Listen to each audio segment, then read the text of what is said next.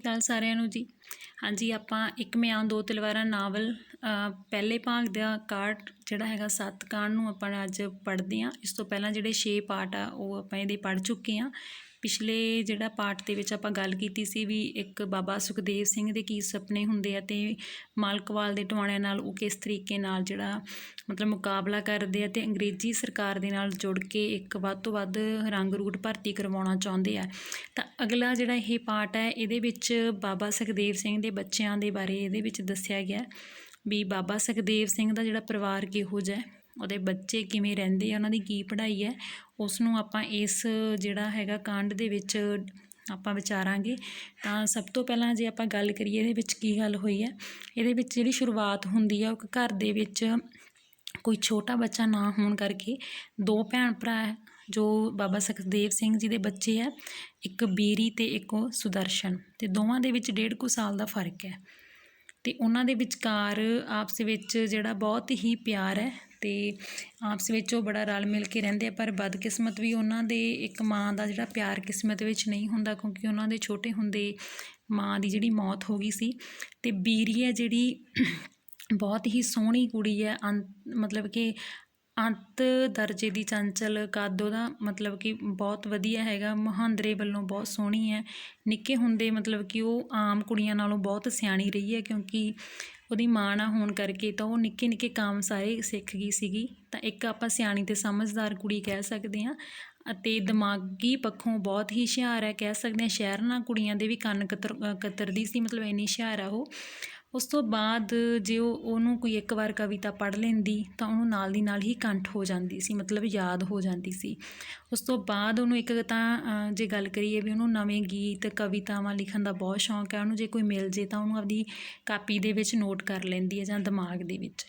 ਉਸ ਤੋਂ ਬਾਅਦ ਉਹਨਾਂ ਦੇ ਦੋਵੇਂ ਭੈਣ ਭਰਾਵਾਂ ਦੇ ਮਾਂ ਨਾ ਹੋਣ ਕਰਕੇ ਦੋਹਾਂ ਦੇ ਵਿੱਚ ਬਹੁਤ ਪਿਆਰ ਹੈ। ਉਹਨਾਂ ਦੀ ਅਸਲ ਵਿੱਚ ਮਾਂ ਜਿਹੜੇ ਪਿਓ ਬਾਬਾ ਸੁਖਦੇਵ ਸਿੰਘ ਹੀ ਹੈ।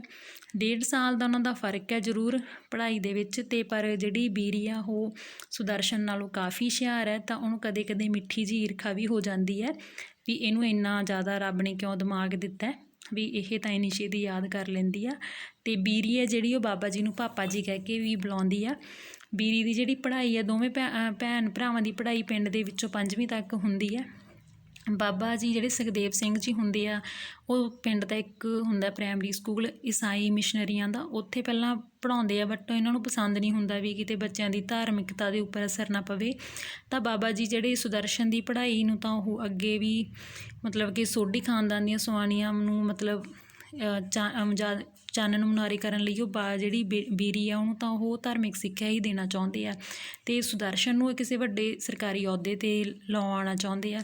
ਇਸ ਲਈ ਉਹਨਾਂ ਨੂੰ ਇਹ ਹੁੰਦਾ ਵੀ ਸੁਦਰਸ਼ਨ ਨੂੰ ਤਾਂ ਉਹ ਬਾਹਰ ਵੀ ਪੜ੍ਹਨ ਭੇਜ ਸਕਦੇ ਆ, ਪਰ ਕੁੜੀਆਂ ਦਾ ਉੱਥੇ ਉਹਨਾਂ ਦੇ ਹਰਨਪੁਰ ਦੇ ਵਿੱਚ ਪੜ੍ਹਾਈ ਦਾ ਕੋਈ ਪ੍ਰਬੰਧ ਨਹੀਂ ਹੁੰਦਾ, ਅਤੇ ਉਹ ਇੱਕ ਗ੍ਰੰਥੀ ਹੁੰਦਾ ਵੁੱਡਵਰੇਸ, ਉੱਥੇ ਹੀ ਜਿਹੜੀ ਉਹਦੀ ਪੜ੍ਹਾਈ ਉੱਥੇ ਹੁੰਦੀ ਹੈ ਸਾਰੀ।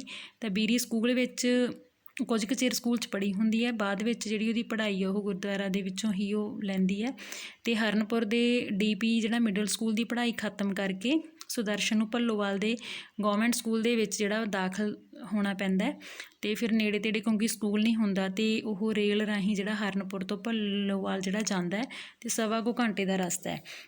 ਤਾਂ ਸ਼ਾਮ ਨੂੰ ਉਹ 7:45 ਦੀ ਗੱਡੀ 'ਤੇ ਵਾਪਸ ਜਿਹੜਾ ਆਉਂਦਾ ਹੈਗਾ, 7:45 ਦੀ ਗੱਡੀ 'ਤੇ ਆਉਂਦਾ, ਸਵੇਰੇ 7:45 ਦੀ ਗੱਡੀ 'ਤੇ ਜਾਂਦਾ ਅਤੇ ਸ਼ਾਮੀ 6:30 ਦੀ ਗੱਡੀ 'ਤੇ ਵਾਪਸ ਆਉਂਦਾ। ਅਤੇ ਰਾਤ ਨੂੰ 2 ਘੰਟੇ ਅੱਗੇ ਫਿਰ ਬੀਰੀ ਨੂੰ ਪੜ੍ਹਾਉਂਦਾ, ਕਿਉਂਕਿ ਬੀਰੀ ਦੀ ਜਿਹੜੀ ਪੜ੍ਹਾਈ ਹੁੰਦੀ ਆ ਉਹ ਸਿਰਫ ਇੱਕ ਗੁਰਦੁਆਰੇ ਦੇ ਵਿੱਚ ਧਾਰਮਿਕ ਹੀ ਹੁੰਦੀ ਆ।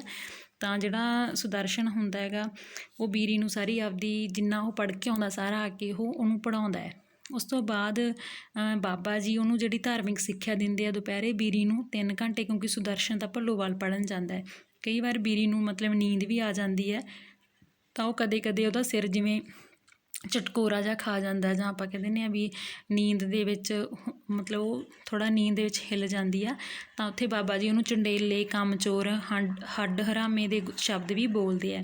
ਪਰ ਜਿਹੜੀ ਬੀਰੀ ਹੁੰਦੀ ਹੈ ਉਹ ਬੜੀ ਚੰਚਲ ਸੁਭਾਅ ਦੀ ਹੈ, ਉਹ ਬਹੁਤ ਘੱਟ ਗੁੱਸਾ ਕਰਦੀ। ਉਹਨੂੰ ਪਤਾ ਹੁੰਦਾ ਵੀ ਮੇਰੇ ਪਿਤਾ ਮਤਲਬ ਜੇ ਮੈਂ ਜ਼ਿਆਦਾ ਅੱਗੋਂ ਬੋਲੂੰਗੀ ਤਾਂ ਉਹ ਬਹਿਸਣ ਲੱਗ ਪੈਣਗੇ, ਤਾਂ ਉੱਥੇ ਪਰ ਜੇ ਦੂਸਰੇ ਪਾਸੇ ਦੇਖੀਏ ਤਾਂ ਸੁਦਰਸ਼ਨ ਦਾ ਸੁਭਾਅ ਇਸ ਤਰ੍ਹਾਂ ਦਾ ਨਹੀਂ ਹੁੰਦਾ। ਉਹ ਬਾਬਾ ਜੀ ਦੇ ਨਾਲ ਬਹਿਸ ਵੀ ਉਹਨਾਂ ਦੀ ਛਿੜ ਪੈਂਦੀ ਹੈ, ਜਿਵੇਂ ਗੁਰੂ ਡੰਮ ਜਾਂ ਜਦੋਂ ਸਰਕਾਰ ਪ੍ਰਸਤੀ ਬਾਰੇ ਬਾਬਾ ਜੀ ਗੱਲ ਕਰਦੇ ਆ ਤਾਂ ਉੱਥੇ ਕਿਤੇ ਨਾ ਕਿਤੇ ਜਿਹੜਾ ਸੁਦਰਸ਼ਨ ਹੁੰਦਾ ਉਹਨਾਂ ਨਾਲ ਬਹਿਸ ਕਰਦਾ। ਤਾਂ ਜਦੋਂ ਫਿਰ ਬਾਬਾ ਜੀ ਵੀ ਅੱਗੋਂ ਸੁਖਦੇਵ ਸਿੰਘ ਨੂੰ ਝਿੜਕਦੇ ਆ ਤਾਂ ਉੱਥੇ ਬੀਰੀ ਫਿਰ ਉਸ ਚੀਜ਼ ਨੂੰ ਬੜਾ ਮਤਲਬ ਮਾਨਸਿਕ ਲੈਂਦੀ ਹੈ, ਪਰੇਸ਼ਾਨ ਹੋ ਜਾਂਦੀ ਹੈ ਅਤੇ ਡੁਸਕਣ ਲੱਗ ਜਾਂਦੀ ਹੈ। ਉਸ ਤੋਂ ਬਾਅਦ ਬਾਬਾ ਸੁਖਦੇਵ ਜੀ ਕਈ ਵਾਰ ਸੋਚਣ ਲੱਗ ਜਾਂਦੇ ਆ ਵੀ ਜਦੋਂ ਸੁਦਰਸ਼ਨ ਉਹਨਾਂ ਨਾਲ ਬਹਿਸਬਾਜ਼ੀ ਕਰਦਾ ਵੀ ਇਹਨੂੰ ਇੰਨੀ ਪੜ੍ਹਾ ਕੇ ਕੀ ਕਰਵਾਉਣਾ ਸੀ, ਵੀ ਜੇ ਇਹਨਾਂ ਦੀਆਂ ਖੋਪੜੀਆਂ ਹੀ ਇੰਨੀਆਂ ਉਲਟ ਹੁੰਦੀਆਂ ਬਾਹਰ ਜਾ ਕੇ, ਤਾਂ ਮਤਲਬ ਕਿਉਂਕਿ ਉਹ ਤਾਂ ਉਹਨੂੰ ਅਫਸਰ ਬਣਾਉਣਾ ਚਾਹੁੰਦੇ ਆ। ਉੱਧਰੋਂ ਬੀਰੀ ਨੂੰ ਵੀ ਇਹ ਹੁੰਦਾ ਹੈ ਵੀ ਹੁਣ ਉਹਦਾ ਭਰਾ ਜਦੋਂ ਭੱਲੋਵਾਲ ਤੋਂ ਉਹਦੀ ਪੜ੍ਹਾਈ ਪੂਰੀ ਹੋ ਜੂਗੀ ਫਿਰ ਉਹ 10ਵੀਂ ਤੋਂ ਬਾਅਦ ਲਾਹੌਰ ਨੂੰ ਜਾਊਗਾ ਵੀ ਜਦੋਂ ਕਾਲਜ ਦੀ ਪੜ੍ਹਾਈ ਕਰੂਗਾ। ਫਿਰ ਉਹਦੇ ਲਈ ਉਹ ਮਿੱਠੀ ਮੁਰਾਦ ਵੀ ਹੁੰਦੀ ਹੈ, ਅਤੇ ਪਰ ਉਹਨੂੰ ਕਿਤੇ ਇਹ ਮਹਿਸੂਸ ਹੁੰਦਾ ਵੀ ਜੇ ਮਤਲਬ ਕਿ ਬਾਬਾ ਜੀ ਨੇ ਉਹਨਾਂ ਨੂੰ ਬਾਹਰ ਪੜ੍ਹਨ ਭੇਜਦਾ ਤਾਂ ਉਹ ਕਿਵੇਂ ਰਹੂਗੀ, ਮਤਲਬ ਉਹਨੂੰ ਰਹਿਣਾ ਬਹੁਤ ਔਖਾ ਹੋ ਜੂ ਉਹਦੇ ਬਿਨਾਂ। ਉਸ ਤੋਂ ਬਾਅਦ ਜਦੋਂ ਉਹ ਇਹਨੂੰ ਅੱਗੇ ਵੀ ਪੜ੍ਹਨ ਲਈ ਲਾਹੌਰ ਦੇ ਵਿੱਚ ਜਿਹੜਾ ਭੇਜਿਆ ਜਾਂਦਾ ਹੈਗਾ, ਮਤਲਬ ਬਾਬਾ ਜੀ ਦਾ ਇੱਕ ਮਨੋਰਥ ਹੁੰਦਾ ਹੈਗਾ, ਮਤਲਬ ਪਰ ਜਿਹੜਾ ਹੁੰਦਾ ਸੁਦਰਸ਼ਨ ਉਹਨੂੰ ਆਪਣੇ ਪਿਤਾ ਦੀ ਮਨੋਰਥ ਤੋਂ ਮਤਲਬ ਨਫ਼ਰਤ ਹੁੰਦੀ ਆ। ਉਹ ਨਹੀਂ ਚਾਹੁੰਦਾ ਹੁੰਦਾ ਵੀ ਉਹ ਅੰਗਰੇਜ਼ੀ ਸਰਕਾਰ ਦੇ ਨਾਲ ਜੁੜ ਕੇ ਕੋਈ ਐਵੇਂ ਦਾ ਕੰਮ ਕਰੇ। ਉਸ ਤੋਂ ਬਾਅਦ ਜੇ ਗੱਲ ਕਰੀਏ ਵੀ ਸੁਦਰਸ਼ਨ ਸਰਕਾਰੀ ਸਕੂਲ ਦੇ ਵਿੱਚ ਇਹਨਾਂ ਦਿਨਾਂ ਦੇ ਵਿੱਚ ਪੜ੍ਹ ਰਿਹਾ ਹੁੰਦਾ ਗਾ, ਤਾਂ ਉੱਥੇ ਕਿਤੇ ਨਾ ਕਿਤੇ ਜਦੋਂ ਇਹ ਜਾਂਦੇ ਹੈਗੇ ਆ ਸੁਦਰਸ਼ਨ ਵਰਗੇ ਪੜ੍ਹਦਾ ਹੁੰਦਾ ਤਾਂ ਕਿਤੇ ਨਾ ਕਿਤੇ ਉਹਨਾਂ ਨੂੰ ਉਹ ਸੁਣਨ ਨੂੰ ਉੱਥੇ ਮਿਲਦਾ ਹੈਗਾ, ਜਿਵੇਂ ਕੋਈ ਗਦਰ ਨਾਂ ਦੀਆਂ ਗੱਲਾਂ ਹੁੰਦੀਆਂ, ਰਾਸ ਬਿਹਾਰੀ ਕਰਤਾਰ ਸਿੰਘ ਸਰਾਭਾ ਦਾ ਕੋਈ ਐਵੇਂ ਦੀਆਂ ਗੱਲਾਂ ਚਾਰੇ ਪਾਸੇ ਉੱਡਣ ਲੱਗ ਜਾਂਦੀਆਂ। ਅਤੇ ਸਕੂਲਾਂ ਦੇ ਵਿੱਚ ਇਹ ਚੀਜ਼ਾਂ 'ਤੇ ਪੂਰੀ ਮਤਲਬ ਉਹ ਹੁੰਦਾ ਵੀ ਹੈਡ ਮਾਸਟਰਾਂ ਨੂੰ ਵੱਲੋਂ ਵੀ ਮੁੰਡਿਆਂ ਨੂੰ ਤਾੜਿਆ ਜਾਂਦਾ ਵੀ ਇਹ ਗੱਲ ਕਿਸੇ ਕੋਈ ਪਾਰਟੀਬਾਜ਼ੀ ਦੀ ਨਹੀਂ ਕਰਨੀ, ਕਿਉਂਕਿ ਉਹਨਾਂ ਦਿਨਾਂ ਦੇ ਵਿੱਚ ਕੋਈ ਅੰਗਰੇਜ਼ਾਂ ਨੂੰ ਹਾਰ ਹੋਈ ਹੁੰਦੀ ਹੈ ਅਤੇ ਉਹਨਾਂ ਦੇ ਇਹ ਚੀਜ਼ਾਂ ਨਾ ਮਤਲਬ ਸੁਣਦੀਆਂ ਉੱਥੇ, ਮਤਲਬ ਘੁਸਰ ਮੁਸਰ ਹੁੰਦੀ ਹੈ। ਤ੍ਰਿੰਜਣਾ ਦੇ ਵਿੱਚ ਵੀ ਗੋਰੇ ਆ ਜਿਹੜੇ, ਜਿਵੇਂ ਇੱਕ ਇਹਦੇ ਵਿੱਚ ਗੀਤ ਵੀ ਲਿਖਿਆ ਹੈਗਾ, ਆਟਾ ਗੁੰਨ ਦੀ ਦਾ ਖੁੱਲ੍ਹ ਗਿਆ ਝਾਟਾ, ਅੰਗਰੇਜ਼ਾਂ ਨੂੰ ਪੈ ਗਿਆ ਘਾਟਾ, ਨਹੀਂ ਗੋਰਿਆਂ ਨੂੰ ਤੁਰ ਜਾਵਣਾ, ਬੱਲੇ ਬੱਲੇ ਨਹੀਂ ਗੋਰਿਆਂ ਨੇ ਤੁਰ ਜਾਵਣਾ, ਸ਼ਾਵਾ ਸ਼ਾਵਾ ਨਹੀਂ ਕਾਲਿਆਂ ਦਾ ਰਾਜ ਆਵਣਾ, ਫਿਰ ਪੱਟ ਦਾ ਪਰਾਂਦਾ ਪਾਈ ਗੰਗੀਏ, ਨਹੀਂ ਫਿਰ ਮੋਢਿਆਂ ਨੂੰ ਮਾਟ ਕੇ ਗੁੰਦਾਈ ਗੰਗੀਏ, ਬੱਲੇ ਬੱਲੇ ਨਹੀਂ ਗੋਰਿਆਂ ਨੇ ਤੁਰ ਜਾਣਾ।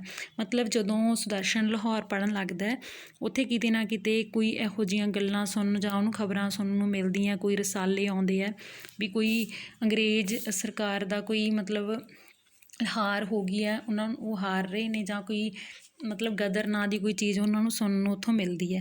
ਪਰ ਸੁਦਰਸ਼ਨ ਉਦੋਂ 9ਵੀਂ 'ਚ ਪੜ੍ਹਦਾ ਅਤੇ ਉਦੋਂ ਉਹ 17-18 ਸਾਲ ਦਾ ਉਹ ਹੁੰਦਾ, ਭਾਵੇਂ ਉਹਨੂੰ ਰਾਜਨੀਤੀ ਦੇ ਉਹ ਕਹਿੰਦੇ ਕੋਈ ਇੰਨਾ ਨਹੀਂ ਪਤਾ ਹੁੰਦਾ, ਪਰ ਫਿਰ ਵੀ ਕਿਤੇ ਨਾ ਕਿਤੇ ਉਹਦੇ ਕੰਨ ਰਸ ਇਹ ਗੱਲਾਂ ਪੈ ਜਾਂਦੀਆਂ ਜਿਹੜੀਆਂ ਅੰਗਰੇਜ਼ਾਂ ਦੇ ਵਿਰੁੱਧ ਹੋਣ। ਅਤੇ ਜਿਹੜਾ ਸੁਦਰਸ਼ਨ ਹੁੰਦਾ ਅਤੇ ਬੀਰੀ ਇਹ ਮਤਲਬ ਜਿਹੜੀਆਂ ਅੰਗਰੇਜ਼ਾਂ ਦੇ ਵਿਰੁੱਧ ਗੱਲਾਂ ਸੁਣ ਕੇ ਬਹੁਤ ਖੁਸ਼ ਹੁੰਦੇ ਆ, ਕਿਉਂਕਿ ਆਪਦੇ ਦੇਸ਼ ਨੂੰ ਬਹੁਤ ਪਿਆਰ ਕਰਦੇ ਹੁੰਦੇ ਆ, ਕਿਉਂਕਿ ਉਸ ਟਾਈਮ ਜਿਹੜਾ ਅੰਗਰੇਜ਼ਾਂ ਦਾ ਰਾਜ ਸੀਗਾ ਆਪਣੇ ਉੱਤੇ।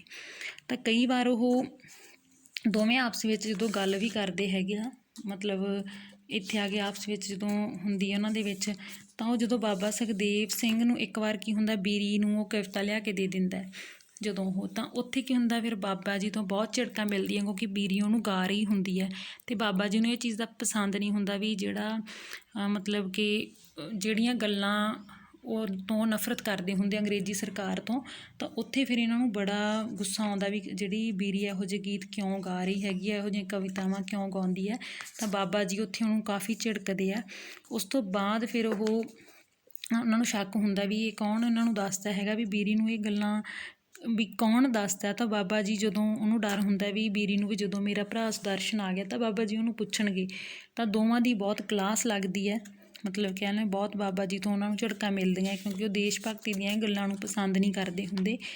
ਪਰ ਉਹ ਕਹਿੰਦੇ ਵੀ ਬਾਬਾ ਜੀ ਬੀਰੀ ਲਈ ਖੁਸ਼ੀ ਦੀ ਵੀ ਗੱਲ ਹੁੰਦੀ ਹੈ ਵੀ ਉਹ ਇੰਨਾ ਵੀ ਸੁਦਰਸ਼ਨ ਨੂੰ ਉਹਨਾਂ ਨਹੀਂ ਲੜਦੇ ਹੈਗੇ, ਉਹਨਾਂ ਨੂੰ ਬਿਠਾ ਕੇ ਮਤਲਬ ਸਮਝਾਉਂਦੇ ਹੈ। ਅਤੇ ਉਹਨਾਂ ਦਿਨਾਂ ਦੇ ਵਿੱਚ ਉਹ ਬਾਬਾ ਜੀ ਵੀ ਦੱਸਦੇ ਵੀ ਉਹਨਾਂ ਤੋਂ ਬਹੁਤ ਆਸ ਹੈ। ਉਹ ਕਹਿੰਦੇ ਵੇਖੇ ਨਾ ਪੁੱਤਰਾ, ਬਾਬਾ ਜੀ ਦੇ ਧਰਮ ਅਤੇ ਖਾਨਦਾਨ ਦੇ ਸਿਰਲੇਖ ਨੂੰ ਲੈ ਕੇ ਵਿਖਿਆਨ ਸ਼ੁਰੂ ਕਰ ਦਿੱਤਾ ਅਤੇ ਸਾਹਮਣੇ ਦੋਵੇਂ ਭੈਣ ਭਰਾ ਬੈਠ ਕੇ ਸੁਣਦੇ ਆ। ਸੰਭਵ ਹੈ ਕਿ ਅੰਤ ਦਰਜੇ ਦੇ ਮੁਲਾਇਮ ਅਤੇ ਮਿੱਠੇ ਲੈਕਚਰ ਨਾਲ ਸੁਦਰਸ਼ਨ ਦੇ ਰਵੱਈਏ ਵਿੱਚ ਫਰਕ ਨਾ ਆਉਂਦਾ, ਪਰ ਬੀਰੀ ਦੀ ਅੱਖ 'ਚ ਇਸ਼ਾਰੇ ਨੂੰ ਪਾ ਕੇ ਉਹ ਕਾਫੀ ਹੱਦ ਤੱਕ ਠੰਡਾ ਰਿਹਾ। ਮਤਲਬ ਬਾਬਾ ਜੀ ਜਦੋਂ ਉਹਨਾਂ ਨੂੰ ਸਮਝਾਉਂਦੇ ਆ, ਮਤਲਬ ਉਹਨਾਂ ਨੂੰ ਹੁੰਦਾ ਵੀ ਉਹਨਾਂ ਦੇ ਬੱਚੇ ਕਿਤੇ ਐਵੇਂ ਦੀਆਂ ਗੱਲਾਂ ਨਾ ਸੁਣਨ ਲੱਗ ਜਾਣ, ਵੀ ਅੰਗਰੇਜ਼ੀ ਸਰਕਾਰ ਦੇ ਵਿਰੁੱਧ ਨਾ ਹੋ ਜਾਣ। ਤਾਂ ਬਾਬਾ ਜੀ ਦਾ ਹੁੰਦਾ ਵੀ ਉਹ ਕਹਿ ਦਿੰਦੇ ਆ ਵੀ ਉਦਾਹਰਨਾਂ ਦਿੰਦੇ ਆ ਵੀ ਦਿਮਾਗ ਵਿੱਚ ਇਹਨਾਂ ਦੇ ਠੋਸਣ ਦਾ ਯਤਨ ਕਰਦੇ ਆ ਗੱਲਾਂ। ਵੀ ਉਹ ਕਹਿੰਦੇ ਵੀ ਹਰ ਇੱਕ ਜਿਹੜਾ ਸਿੱਖ ਹੈ, ਖਾਸ ਕਰਕੇ ਹਰ ਇੱਕ ਗੁਰੂ ਬੰਸਧਾਰੀ ਦਾ ਫਰਜ਼ ਹੈ ਵੀ ਉਹ ਅੰਗਰੇਜ਼ ਸਰਕਾਰ ਪ੍ਰਤੀ ਪੂਰਾ ਵਫਾਦਾਰ ਰਹੇ। ਉਹਨੂੰ ਉਹ ਮਤਲਬ ਆਪਦੇ ਬੱਚਿਆਂ ਨੂੰ ਸਮਝਾਉਂਦੇ ਆ ਵੀ ਆਪਾਂ ਨੂੰ ਅੰਗਰੇਜ਼ਾਂ ਦੇ ਨਾਲ ਵਫਾਦਾਰ ਰਹਿਣਾ ਚਾਹੀਦਾ। ਪਰ ਦੋਵੇਂ ਭੈਣ ਭਰਾ ਕੀ ਕਰ ਲੈਂਦੇ ਆ, ਇੱਕ ਕੰਠ ਕਰ ਲੈਂਦੇ ਆ, ਮਤਲਬ ਇੱਕ ਆਪਦੇ ਮਨ ਦੇ ਵਿੱਚ ਪ੍ਰਣ ਕਰ ਲੈਂਦੇ ਆ ਵੀ ਭਾਵਾਂ ਦੀ ਆਪਣਾ ਕੀ ਹਿੰਗ ਨਾ ਫਟਕਰੀ ਲੱਗਦੀ ਹੈ ਜੇ ਆਪਾਂ ਬਾਬਾ ਜੀ ਦੀ ਹਾਂ 'ਚ ਹਾਂ ਮਿਲਾ ਦਿਆ ਕਰਾਂਗੇ। ਬਲਕਿ ਆਪਾਂ ਮਤਲਬ ਕਿ ਉਹਨਾਂ ਅੱਗੇ ਹੀ ਮਹਿਸੂਸ ਕਰੀਏ ਵੀ ਅਸੀਂ ਉਹਨਾਂ ਦੇ ਕਹਿਣੇ 'ਤੇ ਹੀ ਚੱਲ ਰਹੇ ਹਾਂ। ਅਤੇ ਪਰ ਆਪਾਂ ਆਪਦੇ ਮਨ ਦੇ ਵਿੱਚ ਆ ਜੋ ਆਪਾਂ ਉਹੀ ਕਰੀਏ, ਨਾਲੇ ਤਾਂ ਆਪਣੇ ਘਰ ਇਸ ਚੀਜ਼ ਦੀ ਲੜਾਈ ਨਹੀਂ ਰਹੂਗੀ ਅਤੇ ਨਾਲੇ ਬਾਬਾ ਜੀ ਨੂੰ ਆਪਣੇ 'ਤੇ ਸ਼ੱਕ ਨਹੀਂ ਹੋਊਗਾ ਵੀ ਆਪਾਂ ਅੰਗਰੇਜ਼ ਸਰਕਾਰਾਂ ਦੇ ਵਿਰੁੱਧ ਮਤਲਬ ਖੁਸ਼ ਆਂਗੇ।